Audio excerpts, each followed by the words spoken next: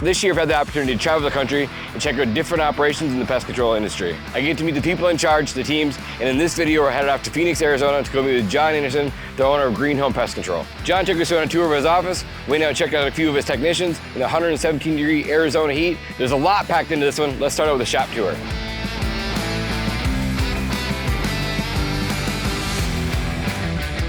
Okay, come on in, check it out. Like I said, the front area here is like a whole lot of nothing, but this is where most of the staff's at right here. Why'd you move everyone back here? Honestly, when we first started, this is where I put everyone. We didn't have anything in the front. There was no cubicles. Okay. This is kind of where we had the offices, and it was just open up front. And so I put everything here. We all worked out of here. I slowly just grew up to there just to have some space, but that was it. Some of the ladies and all us wanted to be kind of just close because we had Angela, my main office manager, in here, and we could just all hear each other and talk better here. Size-wise, honestly, we don't need all this space for our staff. But so that's why I really might lock that off. And there's a bathroom there, a bathroom here, and I really might just rent that out for a year or two, and then just run things out of the back here. So. This is your third year here? Yeah. Our other place was a little smaller. The warehouse was tiny, and we needed a little more room to throw a truck in and that kind of stuff. So. Yeah. Do the technicians take their truck home or leave them? Yeah, they all take them home. I mean, we have a few that might be here for whatever reason. There's one out front that's a backup, but yeah, all the techs, they take them home. It's a pretty spread out market, Phoenix is. I don't know that I would ever probably have them bring them in here, honestly. Do you guys or no? No. I think the guys like that too. It's a selling point, you know what I mean? So yeah, it's just a way that they don't have to spend more money, you know? Yeah, and using their own gas on the way to work. Yeah, like I have a guy that's in like Surprise, and just to get without traffic, it'd be like almost an hour drive. So your drive time can kill you if you don't do your routes well. You know what I mean? Right. And you don't want a guy coming in every day from there to get his vehicle. So you have 3 office girls up here? Right now we just have the 2. Okay, and then 2, and then Angela, and that's kind of our backbone, honestly. Cool. I had a branch manager for quite a while, but he moved on to somewhere else, and I'm kind of just stepping in and taking over in the interim, and I might get one again, but I'm kind of liking getting a little more back involved, honestly. I kind of took a little bit too much of a backseat, I think.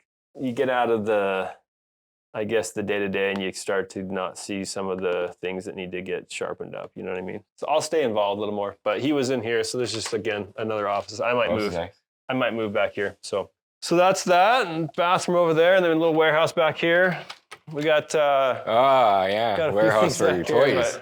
But we got a chemical cage. This actually, which kind of enticed me about it, was a Terminex office before. And they had this cage all built out just like that for chemical. Yeah. Because you just have to have it ventilated a little bit, you know what I mean? So. Yeah, ours is similar. Yeah. They had a second one here because they had technicians stealing like ladders and a bunch of stuff. And so we got rid of that. But so this does the job, does our whatever maintenance we need, and then chemical storage in there. How often do you use your boat? I mean, as much as I can. I try to get out once a week. Cool. Yeah. These all broken ones or just? Yeah, we're doing a little bit of maintenance. We have some extra backpacks right now. We're trying to sort through. That's like picking apart with to the point that I'm like, guys, why do we have 9 backpacks sitting back there? I'm like, what's going on? And so like, let's go through and figure out let's get like 2 or 3 that are good, and let's just toss the rest. Yeah, take all the spare parts. They're kind of. Parts nice to have extra lids, strainers, batteries. Yeah, you guys use flow zones too? Yeah, we do. Yeah. You guys use the 1-gallon ones as well? I haven't tried them. You'll love them. Do you? They're good. Just because you mix fresh every 1 gallon or what? Well, that, and you can have they're interchangeable. Okay. So you can have just like the 1 gallon that separates from like the. So you can have 2 different tanks or what? Yeah. You have 10 different tanks. I didn't know that. I didn't. So like if you're doing if you have running 2 or 3 different products, you just swap out the plastic container. Dude, that's actually kind of cool. I didn't know that. Are they same batteries? Are they carry, or are they thrown down their back? Carry. Huh. I need to look into that. That's kind of cool. Yeah, they're really cool. Yeah, back here's not a lot. There's just some work stuff, and again, just some of my personal things, but nothing crazy. Yeah, it's just some rodent boxes over there. You use a lot of rodents out here? Yeah, honestly, you'd be surprised. A lot of roof rats. We don't get Norway rats really, like you guys probably do. Yeah. In fact, we deal with very little big old Norway rats. In California, we had a ton actually. I don't know if you deal with those over there, like the size of cats, dude. Yeah. Gross. But over here, it's a bunch of roof rats. So, yeah. You guys do pigeon work too? We do, actually. Yeah, I'll be honest. Pigeons is like It's good. Some days I wish I wasn't doing pigeons, and then some days I'm like, okay, I'll take it. But yeah. Do you guys deal with like a lot of bed bugs out here too? Yeah. You do? Yeah. Okay. They're definitely not like they were back in the day. I don't know if you were in it back in 2012, 13, 14, when bed bugs were like almost like out of control. But there was a phase there for a while where I feel like bed bugs were just madhouse, like all over the place. Yeah. Like it was actually like really good. I don't know what it was. They'd be kind of in the news. It was like they were kind of, becoming immune to a lot of the products, and the products have gotten better now.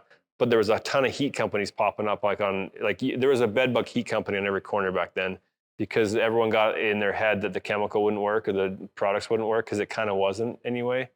And so you had to do them with heat. And so I almost got heavy into getting a trailer with all the heaters, but then I'm like, no, I'm just gonna keep at it, and we subbed it out for a bit. So yeah, bed bugs are good though. They're definitely busy.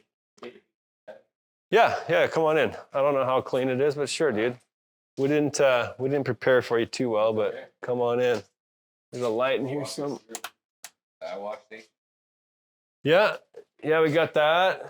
We got we do a bunch of drums, and so we got a bunch of empties and different ones that we'll use to mix. But we buy the drums a little bit more cost effective now. So for sure. What's in here? This is probably One Guard. Okay. Yeah. For mosquitoes? You use it for mosquitoes. We also use it for scorpions. Oh yeah. So One Guard. Scorpions. Yeah. Scorpions. That's right. One Guard is actually the same active as Onslaught, and so it works well. Onslaught works really well for scorpions. I don't know if you guys have ever used that or not. And then One Guard. You use a whole lot of scorpions. Yeah, that's true.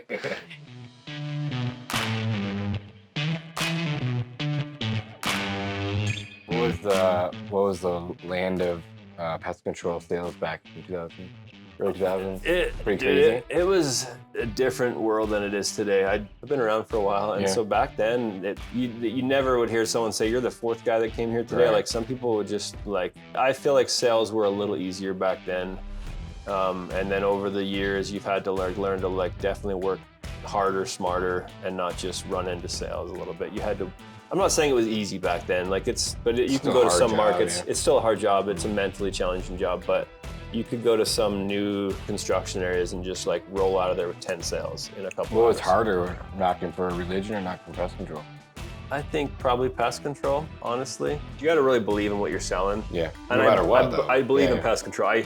I did more home security than pest control, and there's a reason I got back into pest control. Is I believe in the product, and I at some point in sales, I think you really have to believe in what you sell. With home security, I'm not saying I didn't love home security. I did like it, but I don't feel like I would use a home security system as much as I would actually use pest control. And so I kind of had a little more conviction in the pest control sale, and so I probably felt more believable in that. And the fact that you're giving someone a home security system they might not ever use, because it comes down to them actually turning it on and using it, or pest control that does that for them. So I felt I just felt better selling pest control from just that standpoint.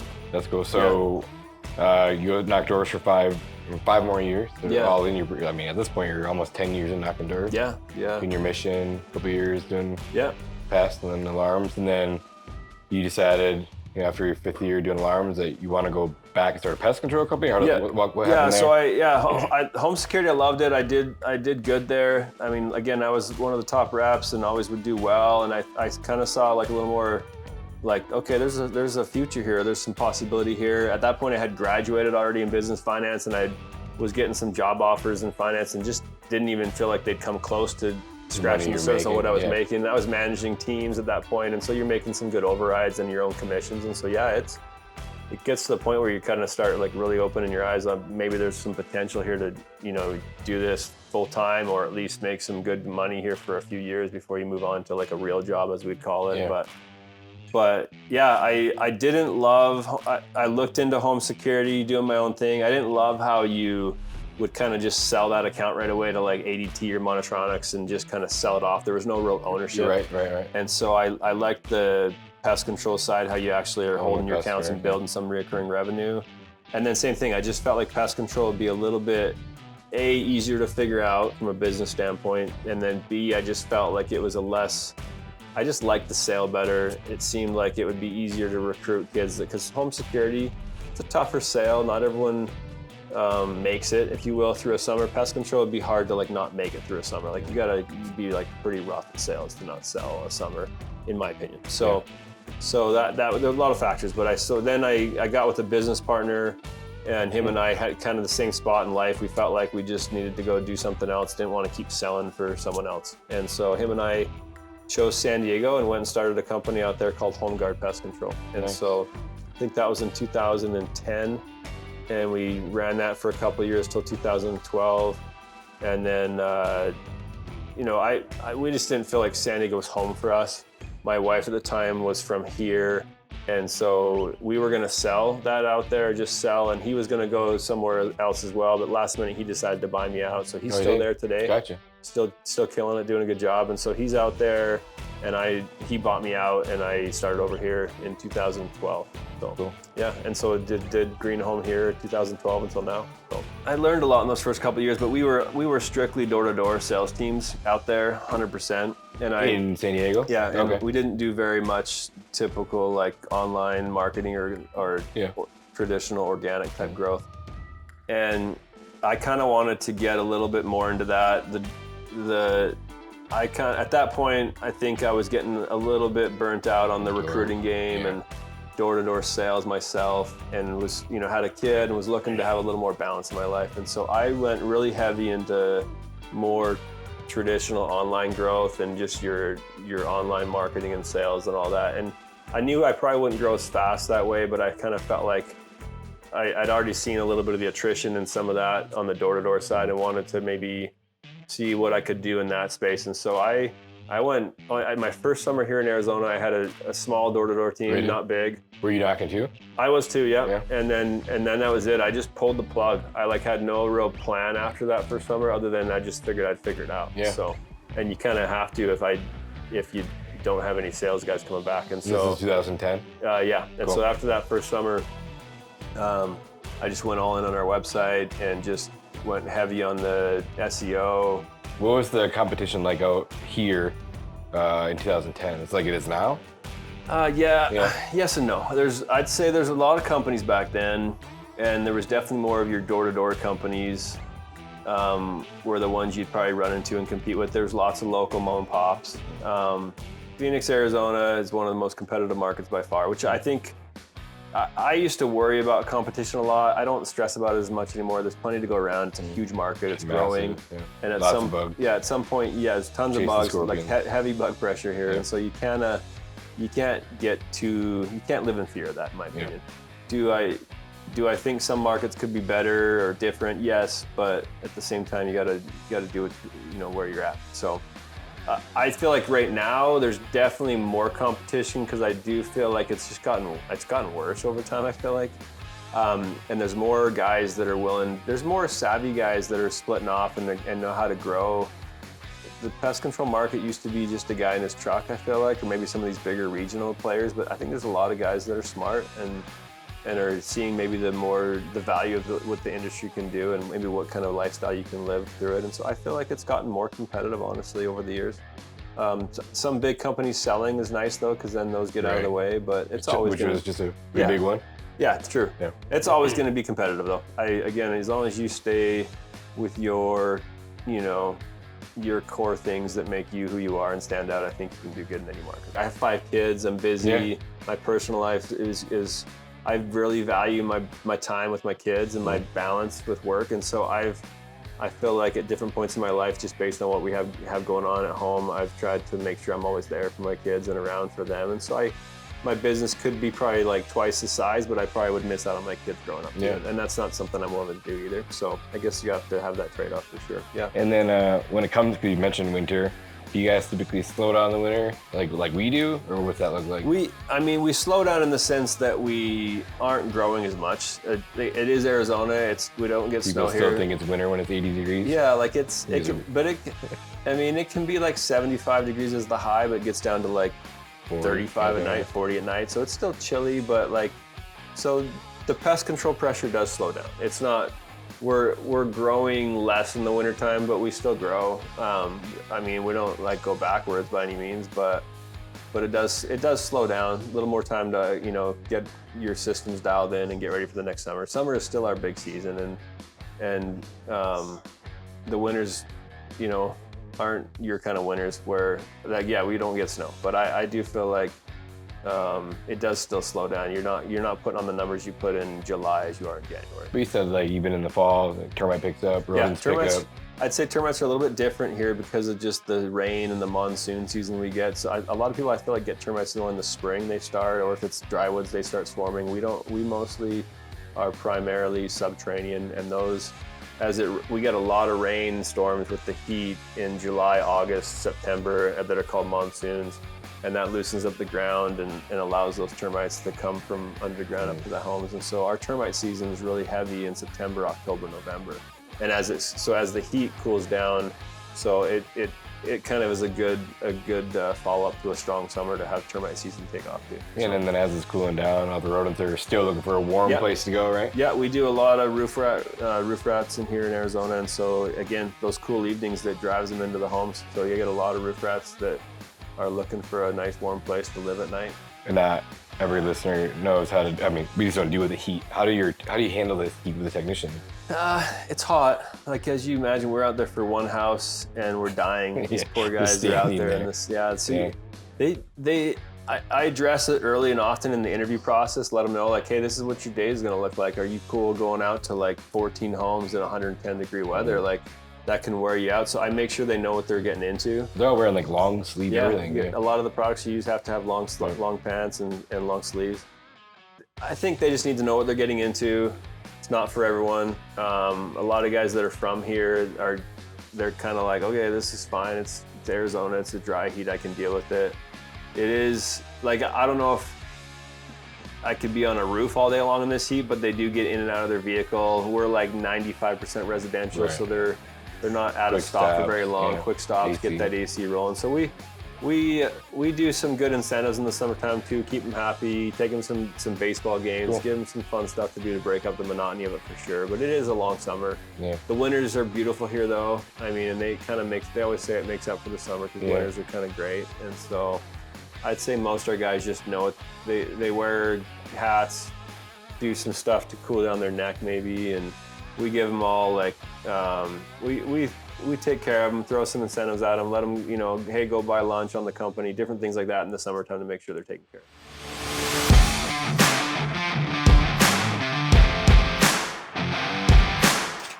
We're out here with Ty. Ty, what are we looking for right now? Well, right now what we're looking for is ants. Okay. Ants love to work their way through these paver tiles. They like to build their nests around the sprinkler heads, everything like that. So we're trying to hard bait for them, or granulate, and it's the best thing to use. I seen you pop the irrigation open. Were you looking for the ants in there too? Yeah, no, not necessarily ants. Crickets, cockroaches, scorpions, they love those irrigation boxes. They'll sit, you know, crickets and cockroaches will live in there, and then that will attract scorpions. So yeah, that's like steak dinners to scorpions.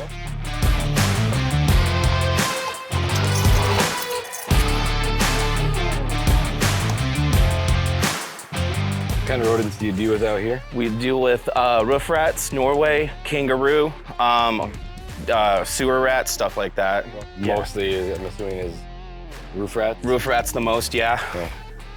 They're always fun. I got chased by one in Florida. Yeah. That's crazy. All right, so what are we doing next?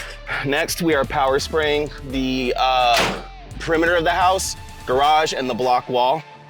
They like the. You do that in every service then? Yes, we do. So we power spray the block wall. We even sometimes in big cases we do dust inside the block wall. Okay. So if they're having big scorpion problems and big cracks and all that stuff, and big scorpion problems, we just inject the wall with dust. Cool. That helps too. Yeah. But power spray is the best way. Do you typically do interior every single time too, or no? No, not typically. A lot of houses, it's either they don't want it at all, or they prefer it every other service. Cool. Gotcha. So you just usually do the inside of the garage then? Yeah. So they like the inside of their garage done. Because they do get scorpions. Okay. So they do always request for the inside of the garage to be done.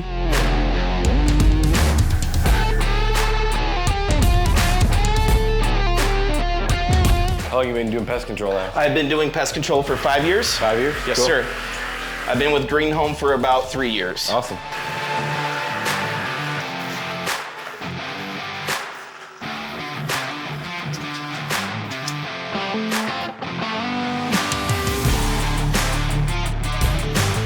I see you focus on more of like the columns. Yes, sir.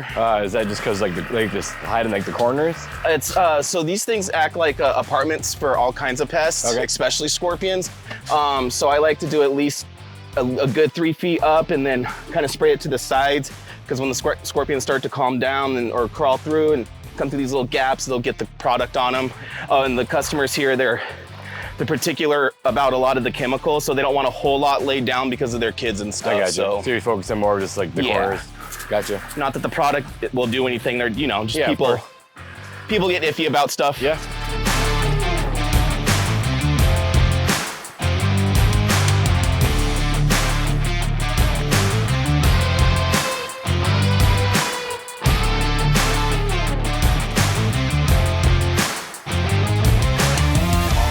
All right, you have a good one, okay? Thank you. Thank you.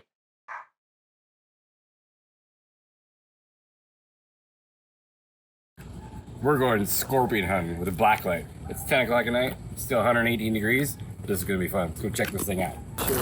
If you guys are out here in Chandler, make sure you guys are calling Green Home Pest Control. Sometimes when they spray, it can flush them out. They said they sprayed recently. I'm actually afraid that if I walk close to the church, it might actually start a fire. Not because of me, because it's so hot out. Are they bark scorpions? Yeah. Like, all the scorpions we're dealing with are mostly Arizona bark scorpions. Oh, there you go. That's right there. Oh, dang. Found See how one. bright he is? Oh, damn. See Check how- that out. See how easy it is to find them, though? That is crazy. They just scan right out. We got one, team. Right as day. He'll get moving along, too. If you get down close to him. Oh, wow. He's cruising. Oh, yeah. Don't get too close. He'll get you. I feel like I just want to get stung just to see what happens. The smaller ones are the ones that sting them the most. That's crazy how much they just. See how bright there? Yeah. This is way more fun than fishing.